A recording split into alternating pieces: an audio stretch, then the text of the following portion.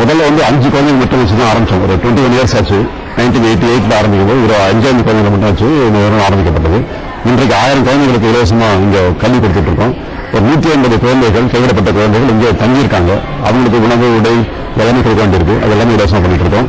இது தவிர முதியோர் இல்லம் ஆரம்பிச்சிருக்கோம். ஒரு 60 பேர் முதியோர்கள், கைவிடப்பட்ட முதியோர்கள், அவங்க இங்க இலவசமா தங்கியிருக்காங்க. இதை தவிர ஒரு கோஷாலம் வச்சிருக்கோம். இது வந்து பசுமாடுகளுக்கு ஒரு முதியோர் இல்லம் மாதிரி நடத்திட்டு இருக்கோம். கடவை நின்ற போன பசுக்கள் ஒரு 35 பசுக்கள் அங்க இருக்கு. இதுக்கப்புறம் வில்லேஜ் லேடிஸுக்கான டைலரிங் கிளாஸ், எம்ப்ராய்டரி கிளாஸ், இதெல்லாம் ஒரு 6 மாசம் கோர்ஸ் ஃப்ரீயா நடத்திட்டு இருக்கோம். வில்லேஜ் யூத்துக்காக computer class, English, spoken English class இதெல்லாம் ஃப்ரீயா பண்ணிட்டு இருக்கோம். Hello sir. What's your name? Where do you come from? My name is Alexander Evelyn, and I came from London, from England. Can you tell us something, what kind of experiences what you had in Sebalia?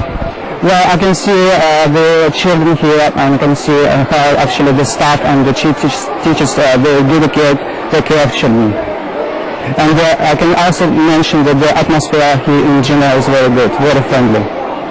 So what do you do here?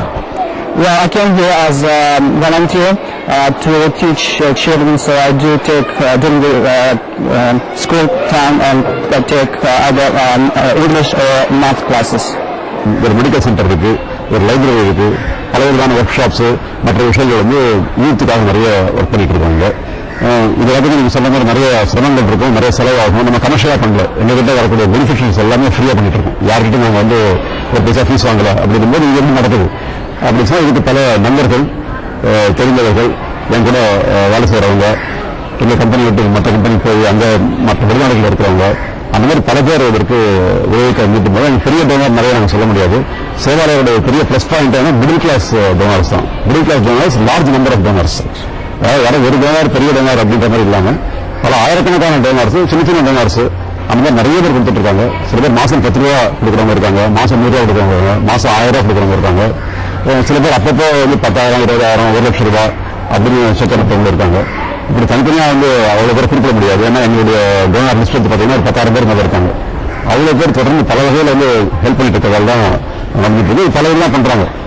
சில பேருக்கு பிறந்த நாள் அப்படி சொல்லி பிறந்த நாள் கொண்டாடுறது அப்படின்னு சொல்லி எல்லாரும் ஒரு குரூப்பா சேர்ந்து ஒரு ஹோட்டலில் போய் சாப்பிடுறது, இல்லை சினிமாவுக்கு போறது, அந்த மாதிரி ஒரு கல்ச்சர் நிறைய டெவலப் ஆகிட்டு அப்படி இப்படி நிறைய பேர் இங்க வராங்க. ஒரு பிறந்த நாள் சொன்னா இங்க வந்து இங்க இருக்க குழந்தைங்களோட நம்ம உட்காந்து சாப்பிடணும் அப்படின்னு சொல்லி அவங்க ஃபேமிலியோட கூட வந்து இங்க தங்கிடுது. சில பேர் வந்து அவங்களே சமையல் பண்றாங்க. இங்க வந்து காத்தாலே சீக்கிரம் வந்துருந்து அவங்களே காய்கறி வெட்டி சமையல் பண்ணி கூட இருந்து பரிமாறி சாப்பிட்டு போறவங்க, அந்த மாதிரி சில ஃபேமிலிஸ் வராங்க. அதே மாதிரி பெற்றோருடைய நினைவு நாள், தாத்தா பாட்டியோட நினைவு நாள், அந்த மாதிரி சொன்னா முதியோர் இல்லத்துக்கு வந்து அவங்களுக்கு கூட இருந்து அவங்க சாப்பாடு பண்ணி கொடுத்து, சாப்பாடு போட்டு கூட இருந்து அவங்க துணிமையெல்லாம் வாங்கி கொடுத்து அந்த மாதிரி சேவை செய்யறவங்க இருக்காங்க. ஒரு பையனுக்கு ஒரு வருஷத்துக்கு செலவாகுது அப்படின்னு கணக்கு பண்ணி வச்சிருக்கோம். அப்படி ஒரு சைல்டு ஸ்பான்சர் பண்றது, கல்விக்காக ஸ்பான்சர் பண்றது, இல்ல சாப்பாட்டுக்காக ஸ்பான்சர் பண்றது, இல்ல வருஷத்துக்கு ஒரு ஆண்டு துணி வாங்கி தர்றது, நோட் புக் வாங்கி தர்றது, புக் வாங்கி தர்றது, இப்படி பலவிதமான ஆங்கிள் இருந்து எங்களுக்கு வந்து ஹெல்ப் வந்துட்டு இருக்கு.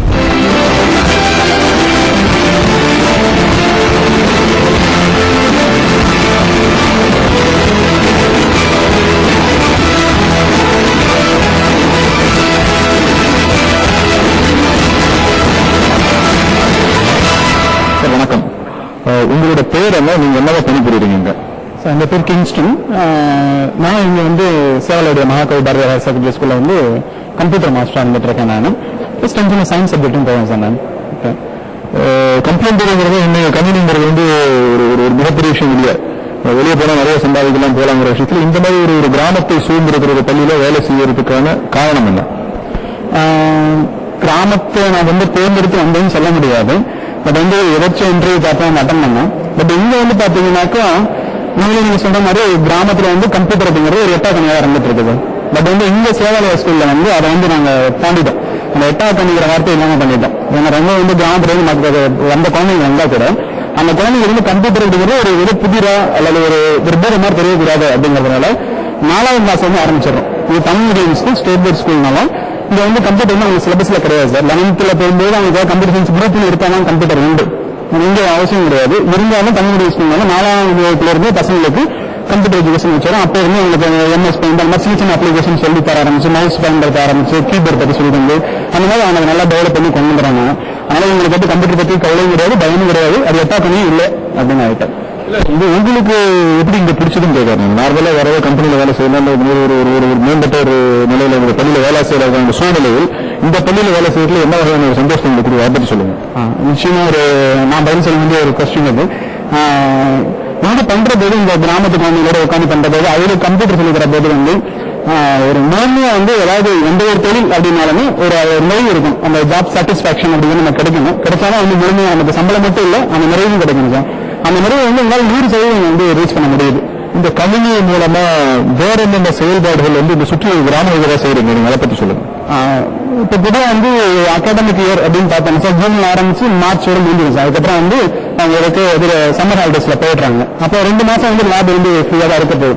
அப்ப அந்த மாதிரி இருந்தா எப்படி ஆகும், கொஞ்சம் ஒரு 6 வருடங்களுக்கு முன்னாடி நாங்க பிளான் பண்ணபோது இந்த சம்மர் கோர்ஸ் ஏதாவது பண்ணலாம் அப்படின்னு சொல்லிட்டு கிராமத்துல சுத்தி இருக்கக்கூடிய கிராமத்தில் கூடிய 10ஆம் வகுப்பு 12ஆவது முடிச்சிருந்தால் ரொம்ப ஏழ்மையான மாணவர்களை தேர்ந்தெடுத்து ஒரு 70 பேர் 80 பேர் வரைக்கும் அந்த ஒரு பேட்ச் வந்துடுறாங்க சார். அவங்களுக்கு சம்மர்ல ஒரு 1 மந்த் கோர்ஸ், அதுல எம்எஸ் ஆஃபீஸ், விண்டோஸ், அந்த மாதிரி ஒரு சின்ன கோர்ஸ் மாதிரி நாங்க டிசைன் பண்ணி அதை அவங்களுக்கு நடத்தி முடிச்சிடறோம்.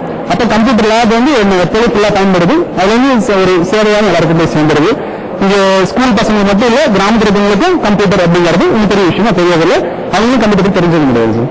நார்மலா இருக்கிற சிலபஸ்ல இருந்து, ஏன்னா இது எல்லாம் சொல்லிக் கொடுக்குற தமிழகம் முழுக்க, இந்தியா முழுக்க பல்வேறு பாடத்திட்டங்கள் இருந்தாலும் உங்களோட மாணவர்களுக்கு என்ன வகையான ஒரு சிறப்பான ஒரு ஸ்பெஷல் சிலபஸ் கிரியேட் பண்றீங்க, அது என்ன வகையில் உங்களுக்கு பயனடைதுங்கிறத பத்தி நேரம் சொல்லுங்க சார். சிலபஸ் சொல்லுவதுன்னு சொன்னா, இது ஒரு தமிழ்நாடு அரசாங்கத்தால் அங்கீகரிக்கப்பட்ட ஒரு பள்ளி. உங்களுக்கு நிதி உதவி இல்லைன்னா கூட அங்கீகாரம் இருக்கிறது. அரசாங்கத்தில் அங்கீகாரம் இருக்கக்கூடிய பள்ளி அப்படின்னு சொன்னா அரசாங்கம் கொடுக்கக்கூடிய சிலபஸ் வச்சு தான் நாங்கள் செய்யணும் ஸ்கூலு. எங்களுக்கு இருக்கக்கூடிய மற்ற சப்ஜெக்ட்ஸ் இருக்கு, மேக்ஸ், தமிழ், இங்கிலீஷ் எல்லாம் பார்த்தீங்கன்னா இதெல்லாம் கவர்மெண்ட் தமிழ்நாடு ஃபுல்லாக இருக்கக்கூடிய சிலபஸ் தான் எங்கேயும் பண்ண முடியும். ஆனால் இதில் நாங்கள் சில எல்லாம் எக்ஸ்ட்ரா சேர்க்க முடியும். இது என்னன்னு பார்த்தீங்கன்னு சொன்னால், இப்போ ஒரு கிளாஸ்லையும் அவனுக்கும் இருக்கக்கூடிய பாடப்புத்தகங்கள் இருக்கு. இது மட்டும் படிச்சா போராது, இன்னும் அதிகமாக படிக்கணும் அப்படிங்கிற எண்ணத்தில் எங்கள் லைப்ரரி இருக்கு. இந்த லைப்ரரியில் கிட்டத்தட்ட 15,000 புத்தகம் இருக்குது. லைப்ரரியில் நம்முடைய நண்பர்கள் பல பேர் அவங்க படிச்சு கொடுக்கக்கூடிய நல்ல புத்தகங்கள் நிறைய சேர்த்து வச்சிருக்காங்க. தமிழ்லையும் இருக்கு, இங்கிலீஷ்லையும் இருக்கு. இந்த பொதுவான புத்தகங்கள் நிறைய படிக்கணும் அப்படிங்கிற காரணத்தால் நாங்கள் என்ன பண்ணிருக்கோம், ஒவ்வொரு கிளாஸுக்குமே லைப்ரரி பீரியட் போட்டிருக்கோம். அந்த பீரியட்ல அவங்க மாணவர்கள் கண்டிப்பாக லைப்ரரிக்கு போய் ஆகணும், புத்தகத்தை எடுத்து படிச்சாகணும் அப்படின்னு வச்சிருக்கோம். இது எப்படி படிக்கிறான் அப்படின்னு எப்படி எனக்கு தெரிய வருது அப்படின்னு சொன்னா, சனிக்கிழமை ஒரு ப்ரோக்ராம் வச்சிருக்கோம். சனிக்கிழமை மத்தியானத்தில் ஹாஃப் டே தான் ஸ்கூலு. ஹாஃப் டே ஸ்கூல் முடிஞ்சதுக்கு அப்புறம் ஆசிரியர்கள் ஒரு புத்தகத்தை, இந்த வாரம் அவர் படித்த புத்தகத்தை பற்றி ஒரு வருஷம் ஒரு வாரமும் ஒரு ஆசிரியர் அந்த புத்தகத்தை பற்றி பேசணும். அதே மாதிரி அன்னைக்கு சனிக்கிழமை ஈவினிங் அப்படிங்கிறப்ப ஒரு மாணவியோ அவங்க படித்த புத்தகத்தை பற்றி பேசணும். இதுல என்ன வருதுன்னு சொன்னா, ஒரு வருஷம் எடுத்துட்டா 54 புத்தகங்கள் ஒரு ஆசிரியர்கள் பேசிடுறாங்க. அதே மாதிரி ஒரு 54 புத்தகங்களை பற்றி மாணவர்கள் பேசிடுறாங்க. நம்ம படிச்சது ஒரு புத்தகம் இருந்தா கூட பல புத்தகங்களை தெரிந்து கொள்ளக்கூடிய ஒரு வாய்ப்பு இதில் கிடைக்கிறது. மாணவர்களுக்கு மேடை ஏறி பேசக்கூடிய ஒரு சந்தர்ப்பம் கிடைக்கிறது. அதை இருக்கக்கூடிய பயம்லாம் போயிடுது. இன்னைக்கு பல பேர் முன்னாடி நின்று நான் இதான் படிச்சேன், அந்த புத்தகத்தை இந்த விஷயம் தெரிஞ்சுட்டேன் அப்படின்னு பேசலாம்.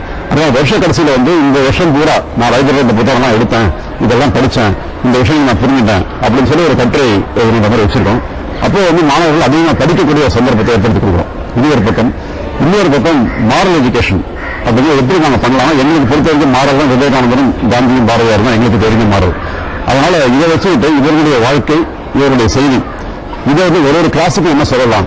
சின்ன கிளாஸ்ல கதையா சொல்லி அவங்க வாழ்க்கையில் நடந்த சம்பவங்களா சொல்லலாம். கொஞ்சம் பெரிய கிளாஸ் போக அவங்களுடைய தத்துவங்களை எடுத்து சொல்லலாம். அந்த மாதிரி டிசைன் பண்ணி நாங்களே ஒரு கோர்ஸ் பிஜின்னு சொல்றோம், அதுக்கு பாரதி காந்தி விவேகானந்தா கோர்ஸ் அப்படின்னு சொல்லி இந்த கோர்ஸ் தயார் பண்ணி இதை ஒரு பீரியடா வச்சிருக்கோம். வாரத்துக்கு ஒரு பீரியட் ஒரு கிளாஸுக்கு வரும். இதுல நல்லா படித்தவர்கள்